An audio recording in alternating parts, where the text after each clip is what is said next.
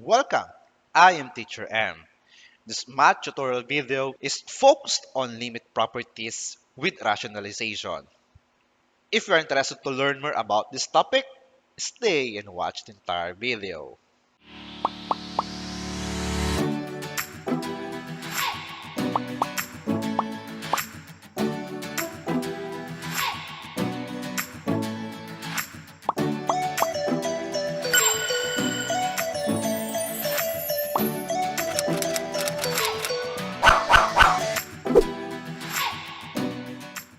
The previous 8 videos are focused on the limit properties such as constant, identity, scalar, sum and difference, product, quotient, power, and radical property of limit.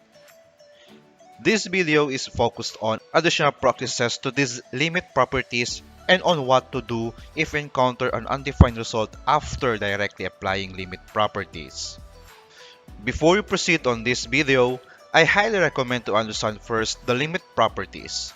You may watch it using the links in the description below. Let's start with an example. What is the limit of the quotient of the difference of 4 and the square root of x and the difference of 16 and x as x approaches 16? I encourage you to pause this video and try to solve the limit. To continue, take the limit of the numerator and the limit of the denominator.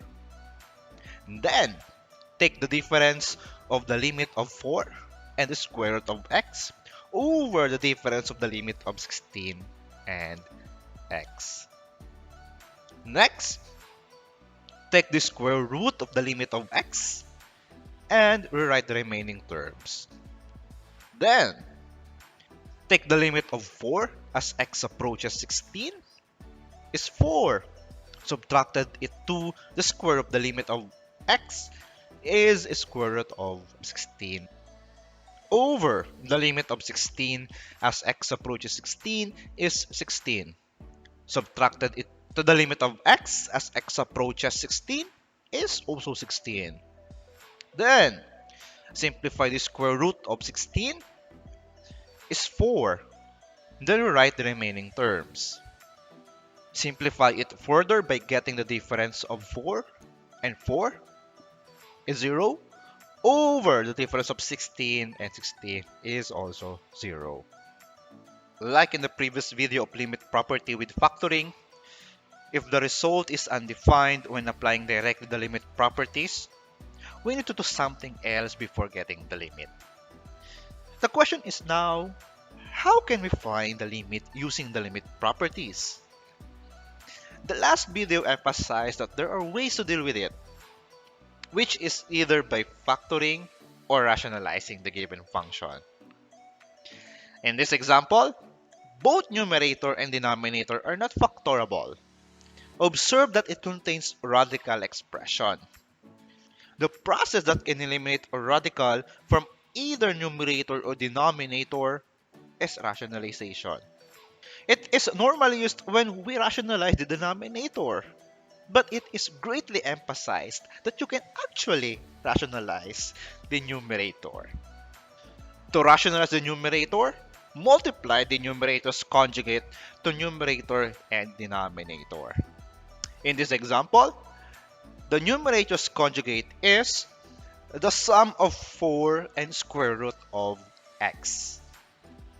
Then, multiply this conjugate to the numerator and also to the denominator.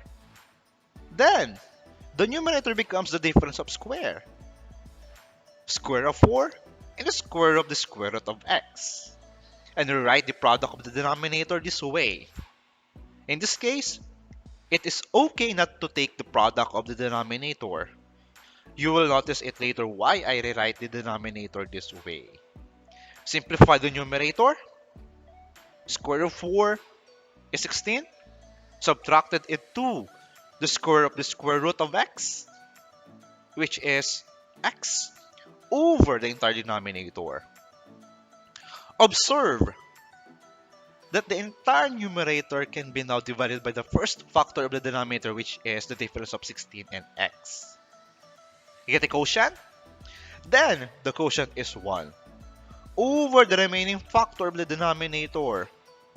Next, take the limit of the numerator and the limit of the denominator. Rewrite the numerator over the sum of the limit of 4 and square root of x. Take the limit of square root of the limit of x and rewrite the remaining terms. The limit of the numerator, which is 1, over the limit of 4 as x approaches 16 is 4 added to the limit of the square root of x as x approaches 16 is square root of 16. Then, take the square root of 16 is 4. Simplify 4 to the denominator by getting the sum of 4 and 4 is 8. Thus, the limit of the function as x approaches 16 is 1/8. You can find the same limit if you use graphing method or table of values in this example. Another example, what is the limit of square root of x and 1 minus 1 over x as x approaches 0? Pause this video and try to find the limit of the function. Let's proceed. Take the limit of the numerator and denominator. Then, take the limit of the difference of the square root of the sum of x and 1 as x approaches 0 and the limit of 1 as x approaches 0. And rewrite the denominator. Next, take the limit of the square root of the limit of the sum of x and 1 and write the remaining terms.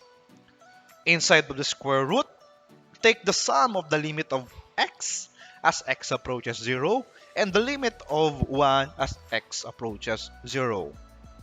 Then, rewrite the remaining terms. Inside of the radical, the limit of x as x approaches 0 is 0, added to the limit of 1 as x approaches 0 is 1, and subtracted it to the limit of 1 as x approaches 0 is 1, over the limit of x as x approaches 0 is 0. Simplify the numerator by getting the square root of the sum of 0 and 1, which is square root of 1.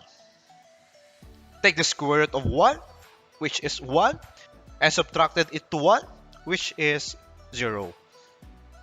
As you can see, when applying the limit properties directly, it gives you an undefined result. Similar to the previous example, rationalize the numerator. To rationalize, multiply the numerator's conjugate to the numerator and denominator. For this example, the conjugate is the square root of the sum of x and 1 plus 1. Multiply it to numerator and also multiply it to the denominator. Get the product in numerator. We have the square of the square root of the sum of x and 1 subtracted to the square of 1. And we write the denominator this way. You may not take the product of the denominator yet. Simplify the numerator. Square of the square root of the sum of x and 1 is simply the sum of x and 1. Subtracted it to the square of 1, which is 1. Simplify the numerator further by combining the similar terms, which is the difference of 1 and 1 is 0. Rewrite the remaining term in the numerator, which is x, and the whole denominator. We can still simplify the fraction by dividing the numerator by the factor of the denominator, which is x. Get the quotient, which is 1, and rewrite the remaining factor of the denominator. Apply limit properties. Take the limit of the numerator and denominator. Rewrite the numerator and take the sum of the limit of the square root of x and 1 and 1. In the denominator, take the square root of the limit of the sum of x and 1 and rewrite the remaining terms. In the same term of the denominator, Take the square root of the sum of the limit of x and 1 as x approaches 0.